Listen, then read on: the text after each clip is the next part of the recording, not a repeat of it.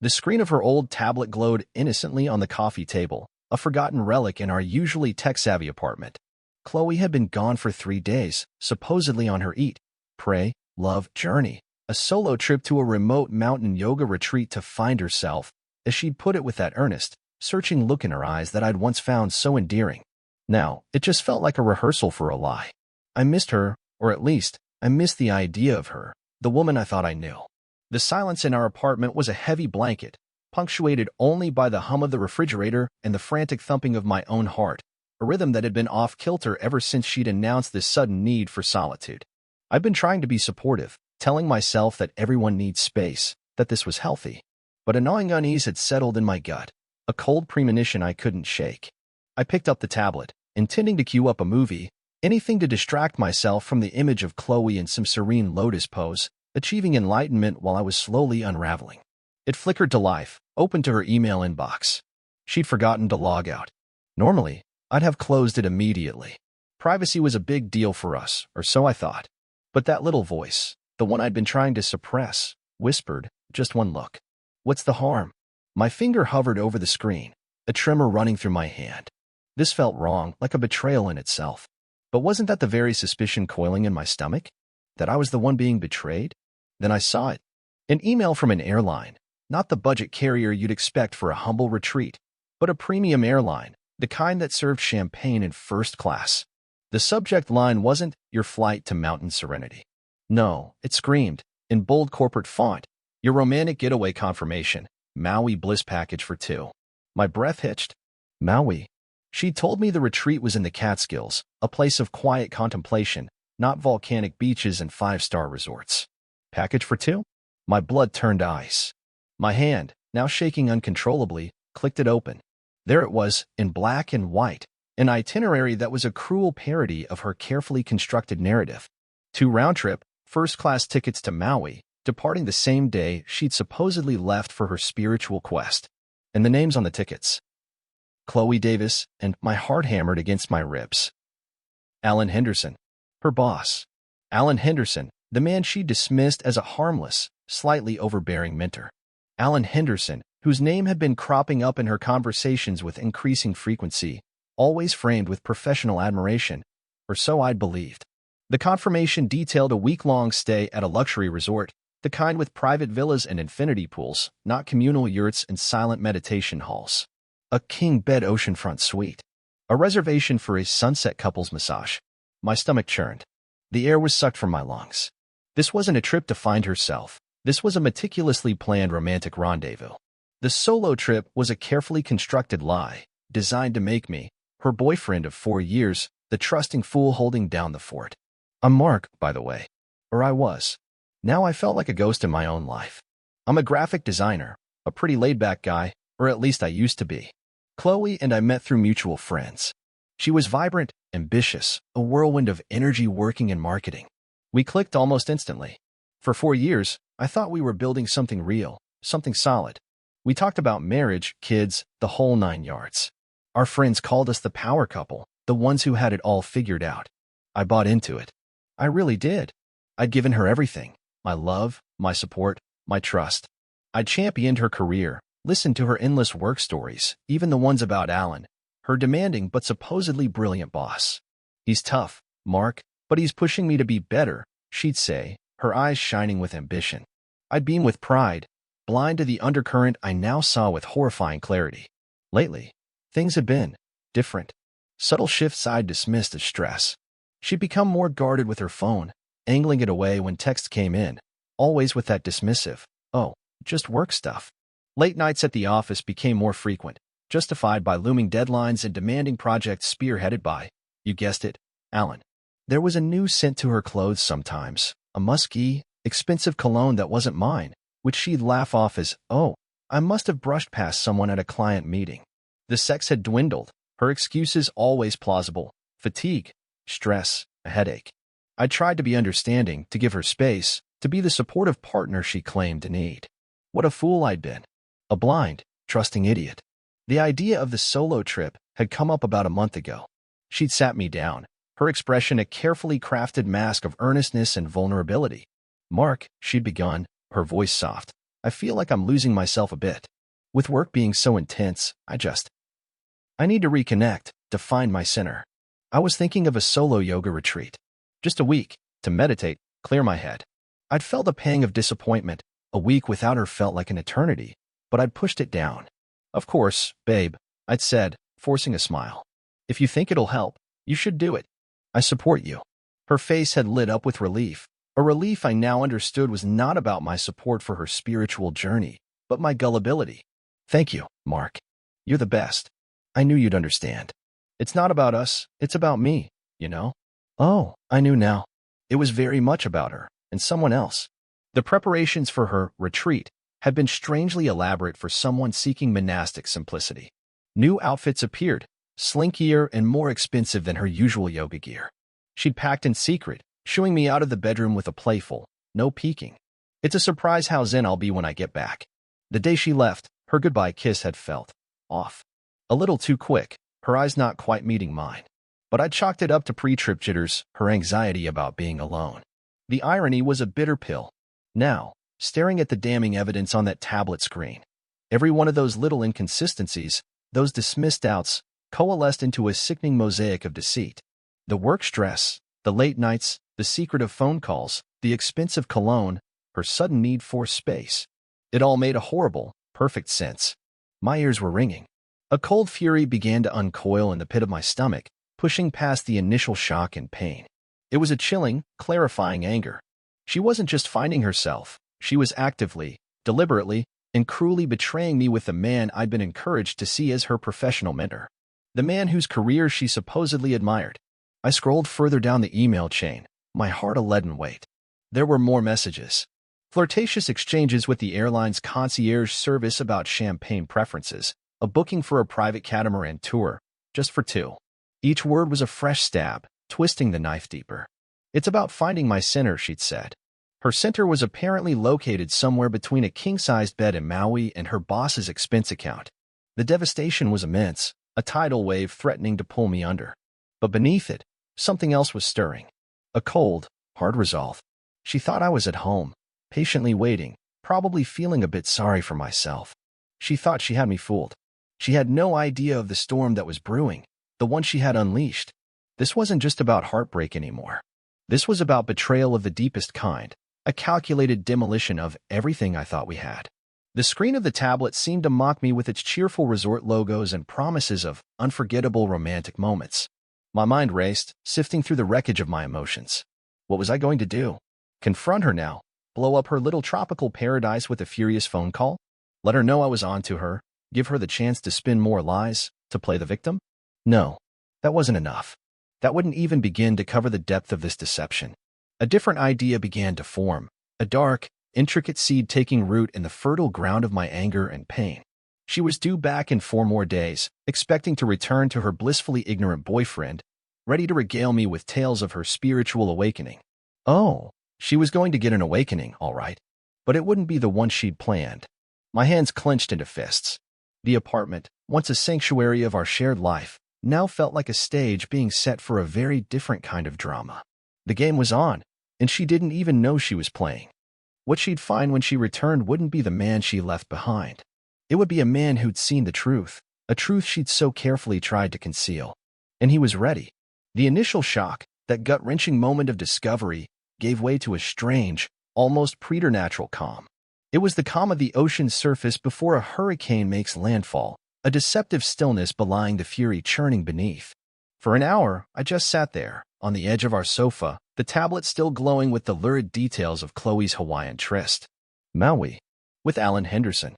The words echoed in the cavernous silence of my mind, each repetition chipping away another piece of the life I thought we shared. My first instinct, a primal urge, was to smash something, to scream, to call her and unleash a torrent of accusations and pain. To demand answers, to hear her voice crack as she tried to lie her way out of this. But then, a colder, more calculating thought slithered in. Why give her the satisfaction? Why let her control the narrative from her sun lounger, thousands of miles away? Why give her the chance to prepare her defenses, to concoct more elaborate falsehoods, to perhaps even cut her trip short and rush back feigning remorse, thereby minimizing the impact of her betrayal? No, that wouldn't do. She needed to walk back into this, unsuspecting, full of her fabricated zen, and straight into the reality she had created.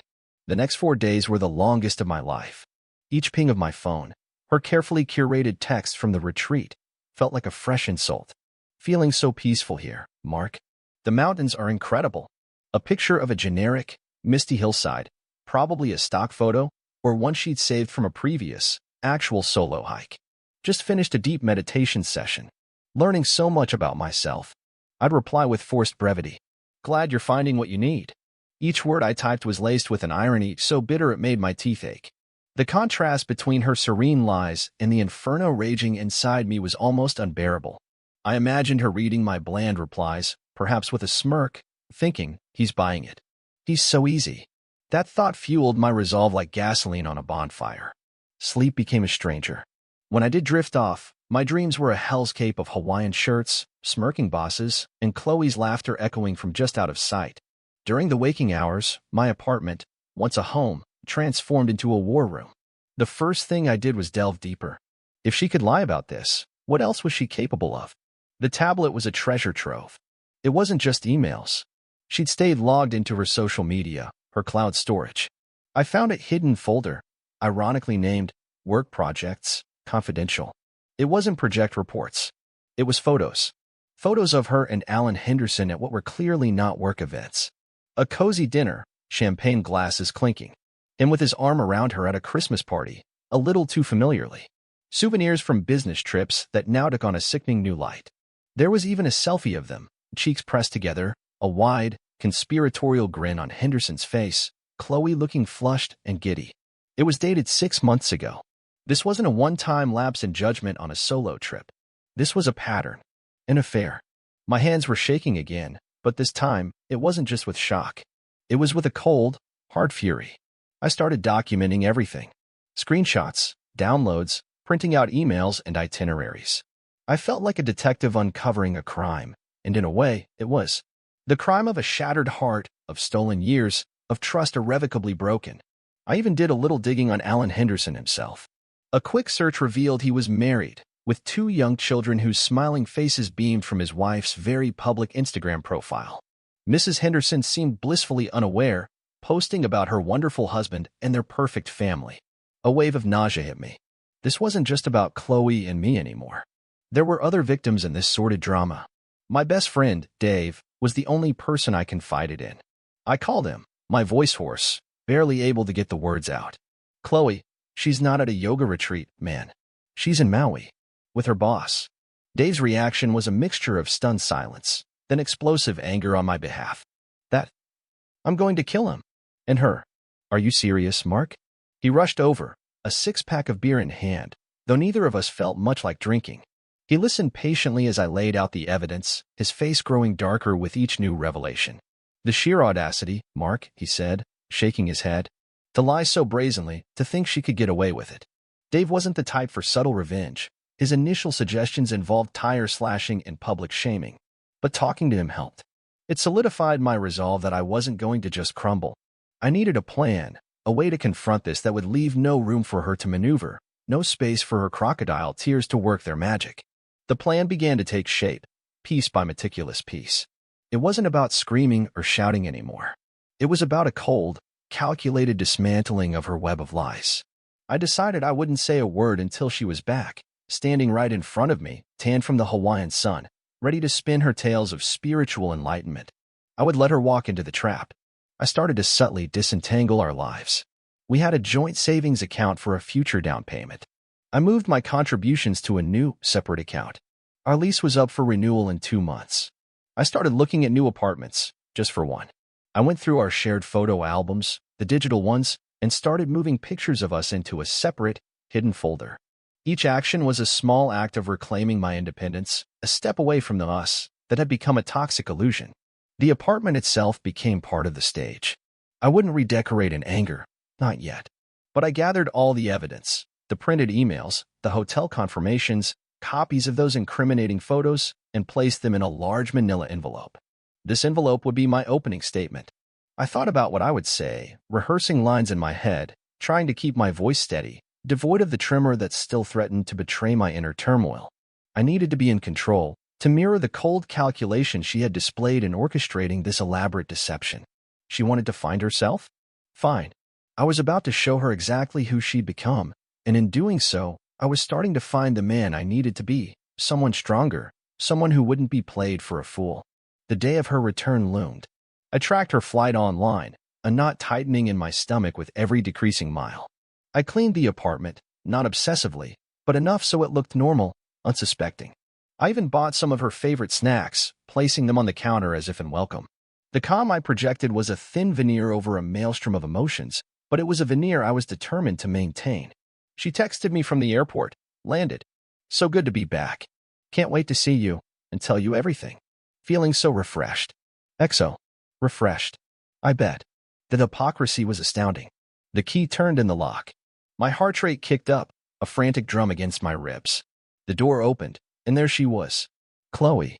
Bronzed, glowing, a picture of radiant health, her arms laden with cheap airport souvenirs she probably thought would sell her story of a rustic retreat. She dropped her bags, a wide, beaming smile plastered on her face. Mark. Oh, I missed you, she exclaimed, rushing forward for a hug. I stiffened, but allowed the brief, awkward embrace. Her hair smelled of coconut and sunshine, not the earthy incense of a yoga studio. Welcome back, I said, my voice surprisingly even. How was your journey? Oh, Mark, it was transformative, she gushed, her eyes sparkling with a light I now recognized as duplicity. The silence, the meditation, the connection with nature. I feel like a new person. I learned so much about myself, about what's really important. She prattled on, detailing fictional hikes, profound spiritual insights, the quirky characters at her non-existent retreat. I listened, nodding occasionally, my expression carefully neutral. She was digging her own grave, one blissful, fabricated memory at a time. She finally paused, taking a breath, then looked at me expectantly, probably waiting for me to ask more, to fawn over her newfound enlightenment. Instead, I walked over to the coffee table, where the manila envelope lay. I picked it up. Her eyes followed my movement, a flicker of something crossing her face. Confusion? Or the first dawning of unease? That's interesting, Chloe, I said, my voice quiet, but carrying a new weight. Because while you were busy finding yourself in the mountains, I found this. I opened the clasp of the envelope and slowly, deliberately, pulled out the first document, the printout of her first-class flight itinerary to Maui, with her name and Alan Henderson's displayed prominently at the top. I laid it on the coffee table, right in front of her, between her and her pile of deceitful souvenirs. Her smile didn't just fade, it shattered. The color drained from her face, leaving her tanned skin looking sallow and sickly. Her eyes, moments before sparkling with false exuberance, now widened in sheer, unadulterated panic. She stared at the paper as if it were a venomous snake. The silence in the room was suddenly absolute, broken only by the sound of her sharp, ragged intake of breath. The charade was over. The real storm was about to begin. Chloe stared at the flight itinerary, her mouth agape, the carefully constructed facade of her spiritual journey crumbling around her like sandcastle walls against a rising tide. For a moment, she was utterly speechless, her eyes darting from the damning paper to my face, searching for, what? A loophole?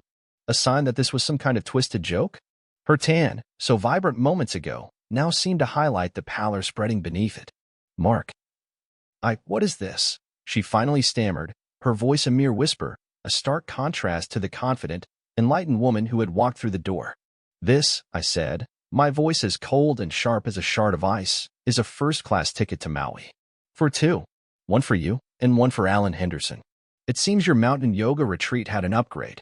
Or perhaps finding yourself involved a 5-star resort and a travel companion you forgot to mention. I didn't raise my voice. I didn't need to. The evidence was screaming for me. Her eyes welled up. The tears were coming, right on cue. No, Mark, it's not what it looks like. There's an explanation. Oh, I'm sure there is, Chloe, I replied, pulling another document from the envelope, the hotel confirmation for the king bed oceanfront suite. I laid it next to the flight tickets. Perhaps you can explain this too? A sunset couples massage? Was that part of your solo spiritual cleansing? Her denial started, weak and desperate at first. Alan had a last-minute conference there. It was a coincidence. He offered me a spare room. I didn't want to be rude. The lies were so flimsy, so pathetic, it was almost insulting. A spare room that just happened to be a king suite booked for a romantic getaway? Chloe, please. I let out a humorless laugh. Do you really think I'm that stupid? One by one, I laid out the rest of the evidence. The printouts of the photos, her and Henderson, beaming, intimate. The email exchanges. Each piece was another nail in the coffin of her deceit. With every new exhibit, her composure cracked a little more. The initial attempts at gaslighting. Are you spying on me? This is insane. Quickly dissolved into frantic, incoherent babbling. Finally, she broke. The dam of her lies burst, and a torrent of sobs and garbled confessions poured out. Okay. Yes, he was there. We spent time together. But it didn't mean anything, Mark. I was confused. He's very persuasive. Confused. I echoed, my voice dangerously soft. You planned this for weeks, Chloe. You lied to my face every single day. You constructed an elaborate fantasy of a solo trip while you were planning a romantic vacation with your boss. That's not confusion. That's calculation. That's betrayal. I saw the fight drain out of her, replaced by a raw, ugly fear. She knew she was caught, utterly and completely. Mark, please, she begged, reaching for my hand. But I pulled away as if her touch were fire. I made a mistake, a terrible mistake. It was him. He has this power, this influence, my career. Your career. I scoffed. Is that what this was about? Climbing the corporate ladder on your back, with him? And what about his wife, Chloe? His kids? Did you think about them when you were finding yourself in his hotel room? Her head snapped up, her eyes wide with a new kind of terror. She hadn't expected me to know about that. I didn't. You didn't care, I finished for her. Just like you didn't care about me, or the 4 years we spent building a life together. It was all disposable, wasn't it? All for a thrill, for a promotion, for what, exactly, Chloe? She sank to the floor, a sobbing, defeated heap. The vibrant, confident woman was gone, replaced by this broken, pathetic figure. There was a part of me, a tiny, almost extinguished ember of the man who had loved her, that felt a flicker of pity. But it was quickly snuffed out by the cold, hard reality of her actions. It's over, Chloe, I said, the words hanging heavy in the air. We are over. I want you to pack your things and leave. Tonight. Her head shot up. Tonight? Mark, no. Where will I go? Please, give me a chance to fix this. I can fix this. I love you. Love. The word tasted like ash in my mouth. You don't know the meaning of the word. And as for where you'll go, I'm sure Alan can put you up. Or perhaps his wife will have a spare room once she finds out what her wonderful husband has been up to. A new wave of panic washed over her face. What do you mean? Oh, didn't I mention? I said, a grim satisfaction threading my voice. While you were sending me your peaceful text from the mountains, I was busy ensuring all interested parties were brought up to speed. An anonymous package containing copies of everything you see here, plus a few extra tidbits about misuse of company funds for romantic excursions, found its way to Alan Henderson's home address. And another one to your company's HR department. I imagine they'll be having some very interesting conversations tomorrow. Chloe went white. Whiter than I thought humanly possible. The implications of what I'd done, the full scope of the fallout, hit her with the force of a physical blow. Her job, her reputation, her affair, all about to implode. She stared at me, no longer pleading, but with a look of dawning horror and, dare I say it, a sliver of unwilling respect for the thoroughness of my retribution. You wouldn't, she whispered, though she knew I already had. I did, I confirmed. You wanted to find yourself, Chloe? Well, now you're truly on your own. No job to hide behind, no boss to lean on, no clueless boyfriend to deceive. Maybe now, with everything stripped away, you'll finally get that chance. I watched her then, as she mechanically, almost robotically, began to pack. The expensive new clothes she'd bought for her tropical escapade, the souvenirs meant to sell a lie. Each item she placed in her suitcase seemed to represent another shattered piece of our past. There were no more tears, just a hollow, defeated silence. It took her 2 hours. 2 hours in which the weight of our 4 years together pressed down on me, a suffocating burden. But with each item she packed, I felt a tiny piece of that burden lift. When she finally stood at the door, suitcases by her side, she looked at me one last time. Her face was a ravaged mask of regret and despair. I am sorry, Mark, she said, her voice barely audible. For everything.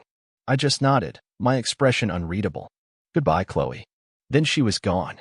The click of the door closing behind her was the loudest sound I'd ever heard. And then, silence. A profound, echoing silence that was both terrifying and, strangely, liberating. The storm had passed. The wreckage was all around me, but I was still standing.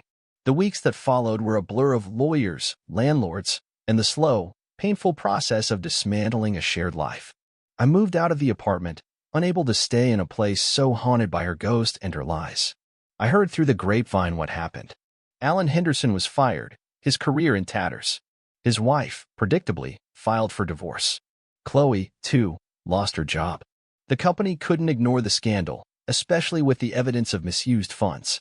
She tried to reach out a few times, voicemails filled with desperate apologies and pleas for another chance. I never listened to them fully. I just hit delete. Some mutual friends, the ones who truly knew me, rallied around. Others, her apologists, faded away, and I was glad to see them go. Months turned into a year. The sharp edges of the pain began to dull, smoothed over by time and distance. I threw myself into my work, into my friendships, into rediscovering the parts of myself I'd allowed to fade during my relationship with Chloe. I started hiking, real hiking, in actual mountains, finding a genuine peace she had only pretended to seek. I learned to trust my instincts again, to value my own worth. The betrayal had left scars, deep ones, but scars are a testament to survival. One evening, about 18 months later, I was at a small gallery opening with a new friend, Sarah. She was an artist, funny, intelligent, and refreshingly honest. We were laughing at something when I saw her, Chloe, across the crowded room. She looked diminished. The vibrant spark was gone, replaced by a weary hardness. She was alone. Our eyes met for a fleeting second. I saw a flash of recognition, then shame, then a hasty retreat as she turned and disappeared into the crowd. I felt nothing. No anger, no sadness, not even pity. Just a profound indifference. She was a stranger, a ghost from a past life that no longer had any power over me. Sarah noticed my momentary distraction. "Everything okay?" she asked, her brow furrowed with genuine concern. I smiled, a real smile from the heart. "Everything's perfect," I said, and I meant it. Losing Chloe, or rather, losing the illusion of Chloe, had been devastating. But in the ruins of that relationship, I had found something far more valuable, myself. My true self. Stronger, wiser, and ready for a future built on honesty and genuine connection. The journey had been brutal, but I had emerged, not unscathed, but whole. And that, I realized, was the only kind of finding yourself that truly mattered. And that brings us to the end of today's story. Thank you so much for tuning in. I truly hope to see you again for more fascinating tales ahead. If you enjoyed it, please hit that subscribe button so you don't miss out on our next adventure. See you soon.